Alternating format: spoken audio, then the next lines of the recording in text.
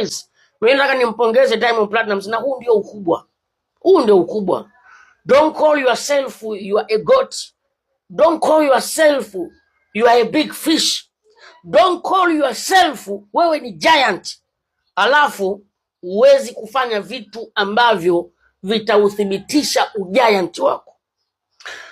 Diamond Platnumz ameonyesha ukubwa wake, ameonyesha pia binadamu, ameonyesha utu, ameonyesha yeye ni mtu ambaye ana influence kubwa East Africa and Africa. Ameonyesha kitendo hiki alichokitoa msaada kwenye hospitali ya Benjamin Mkapa kusaidia watoto wenye sickle cell, something like that, if I'm not mistaken.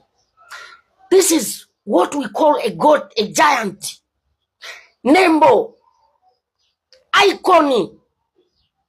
Ukubwa wako hatupaswi kuuona katika muziki tu peke yake na starehe na bata zako. Ukubwa wako hatupaswi kuuona wewe unawanunulia marenji wanawake. No.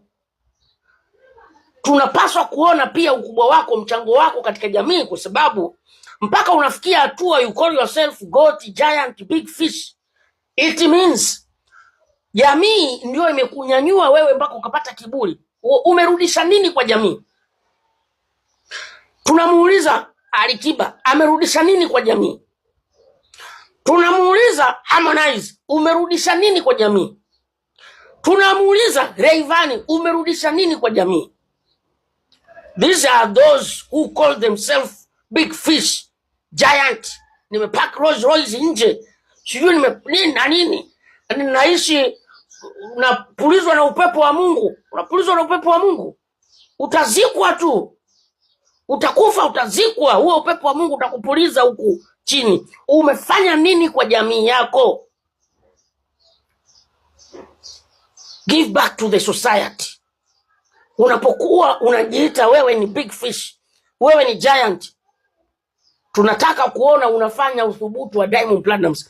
Guys, kile kijiji ambacho Diamond Platnumz amekusanya pale na the Superdome Masaki.